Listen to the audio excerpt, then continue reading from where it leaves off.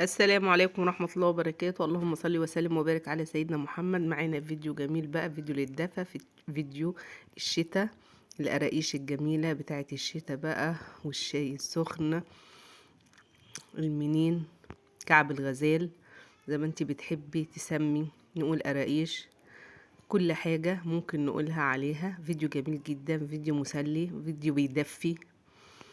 يلا نسمي ونصلي على النبي عليه الصلاة والسلام ونشوف الفيديو الجميل ده بدأناه ازاي وعملناه ازاي.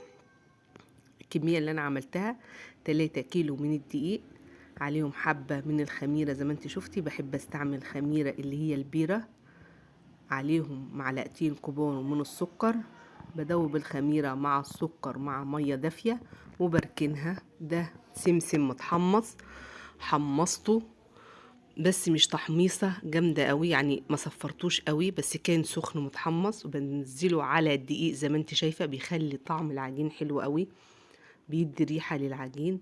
ده كيلو من السمنة انا سيحته، ممكن تحط كيلو وربع لو عايزاها دايبة شوية، لو عايزاها مظبوطة يبقى كيلو السمنة على 3 كيلو دقيق يديك قراقيش مظبوطة. انا ما بحبش يا جماعة احط على القراقيش زيت، لان الزيت بينشف القراقيش. ده حبة من الملح، بتقلبي برضو زي الكحك بالظبط لحد ما السمنة تدوب في الدقيق خالص. مفيش عجن يا جماعة في القراقيش ولا في الكحك، بتبسيها وبعدين بتلميها بإيدك زي ما تكون بتعملي كحك بالظبط. ده باكو من الفانيليا، بيخلي ريحة العجينة بتاعتك حلوة قوي. هنحط بيكنج باودر، نسيت احطه مع الدقيق، احنا لسه برضو العجينة ما اكتملتش، علشان يخمر العجينة كويس. احنا لسه الخميرة معانا لسه محطناهاش، مش هنحطها الا لما نلم الدقيق خالص والدقيق يتدارى في السمنة، وبعد كده نحط الخميرة بتاعتنا، هندوبها كويس قوي مع السكر وننزلها على العجين بتاعنا. وبعد كده نشوف كمية اللبن، هتحط لبن قد ايه على قد كمية الدقيق اللي انتي حطوها. انا كان معايا هنا كيلو لبن او كيلو وربع، حطيته هنا على 3 كيلو دقيق. في دقيق بيشرب لبن اكتر من كده، في دقيق بيبقى ما بياخدش لبن، بياخد اقل من كده. ليه؟ لان الدقيق في دقيق بيشرب وفي دقيق ما بيشربش. انا كيلو اللبن حطينا عليه كمان ربع كيلو اهوت، وخدت كيلو وربع من اللبن. حسب ما الدقيقة بتاعتك بقى تشرب، انتي تديها اللبن المظبوط، وربنا يحسن ما بين ايديكم. لأول مرة يشوفنا وأول مرة يشوف القناة بتاعتنا، ياريت يدعم القناة باشتراكه ويشرفنا وينورنا، ويتك على زر الجرس الكل عشان يوصله كل إشعار جديد بكل حاجة احنا بنعملها. دي بقى العجينة بعد ما عملناها. طبعا العجينة ما بتخمرش، احنا مجرد ما بنخلص العجنة على طول بنبتدي نقطع العجينة، بقطعها يعني كور كده على قد الحاجة اللي أنا بعملها، بريحها، وبعد كده ببتدي أشكلها التشكيلة اللي أنا عايزاها. بس باخد الكرات زي ما انت شايفاها كده، وبدمجها مع بعضها وبسيبها ترتاح، وبعد كده هنشكلها مع بعض إن شاء الله. أنا بشكر كل الناس اللي معايا على القناة، منوريني ومشرفيني على طول بدعمهم ليا، وربنا يحسن ما بين إيديهم بكل حاجة جميلة هم بيعملوها. ومعذرة لو أنا بتأخر على أي حد في مشاهدة الفيديو بتاعه أو أي تعليق، بيبقى بس عنده ظروف هي اللي بتمنعني إن أنا أعلق لكم أو أتفرج على الفيديو بتاعته. فضلا وليس أمرا تتفرجوا على الفيديو للآخر علشان نحقق المشاهدات اللي فضلنا، وربنا يصلح حال الجميع ويحسن حالنا كلنا.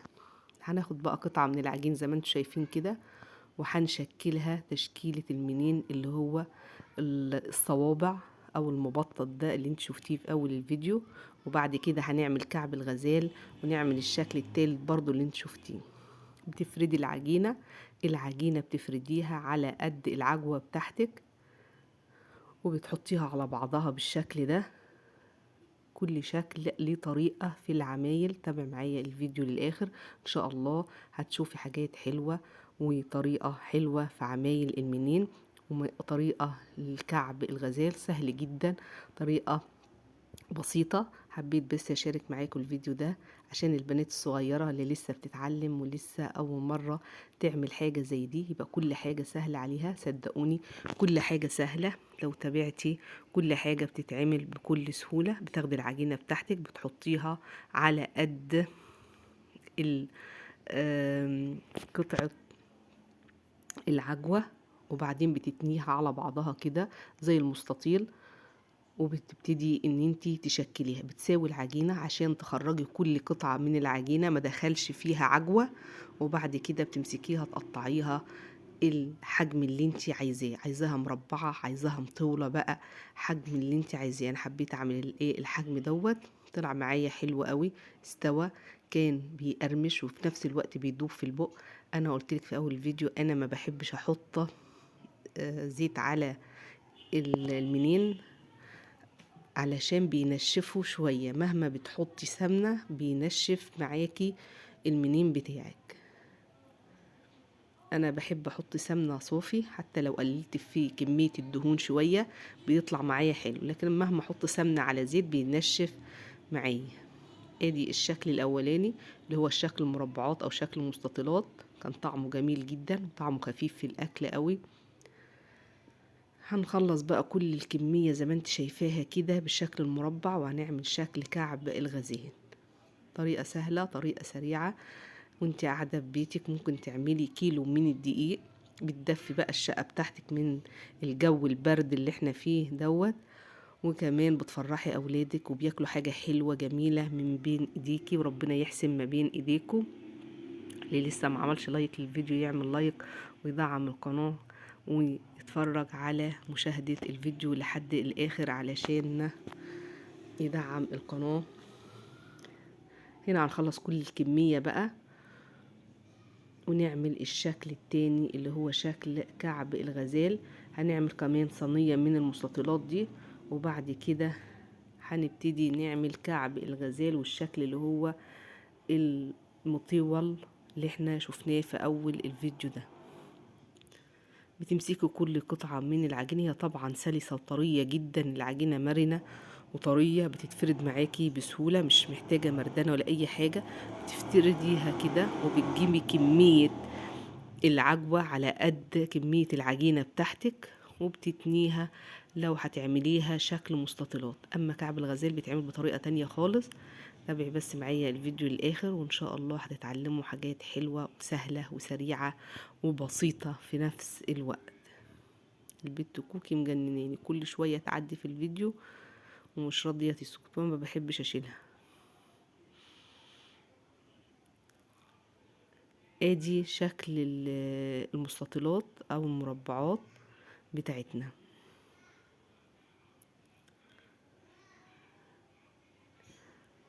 بتستوي حلوة قوي، بتبقى بسيطة.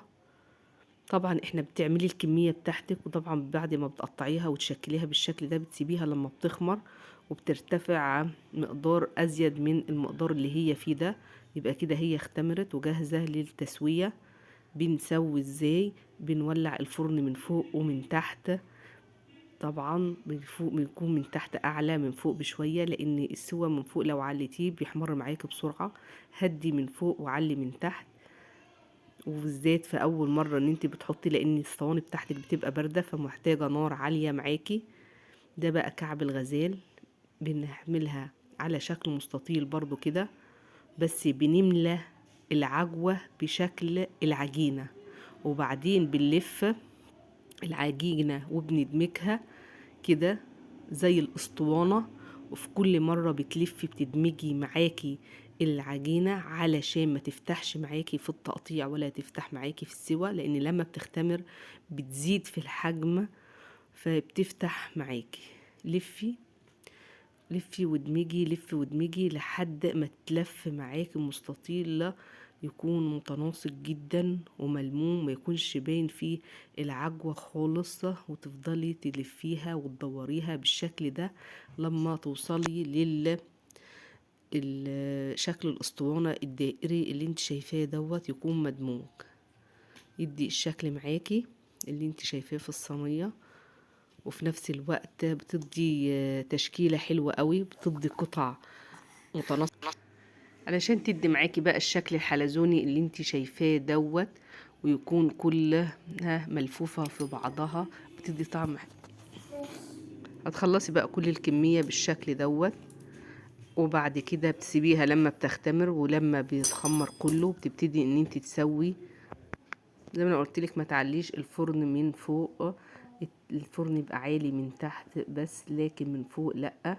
ويا ريت شكل كعب الغزال ده ايدك تبقى فيه علشان يستوي من كل الجوانب. ده شكله بقى لما استوى. شوفي بقى السوا بتاعها جميل جدا، مستوية من كل الجوانب. دي عملتها ازاي؟ هي نفس الشكل الكعب الغزال، بس بدال ما اخلي الاسطوانة لا ملفوفة، بططتها شوية وقطعتها زي المربعات اللي هي ديت. سوا جميل جدا، طعمه حلو قوي في نفس الوقت، بي بيقطم معاكي وفي نفس الوقت بيدوب في البق من السوا، من السمنة المحطوطة، عشان حطيت السمنة مظبوطة. على فكرة لو عايزاه ناعم اكتر من كده ممكن تحطي كيلو وربع لل3 كيلو دقيق، هيطلع ناعم معاكي، بس طبعا بتبقى سمنة مش سيحة. ادي شكل المنين بتاعنا وشكل كعب الغزال، وربنا يحسن ما بين ايديكم. ما تنسيش اللايك للفيديو علشان يوصل، والشير للفيديو عشان يوصل لأكبر عدد من الناس. وده كان الفيديو بتاعنا النهاردة، والسلام عليكم ورحمة الله وبركاته.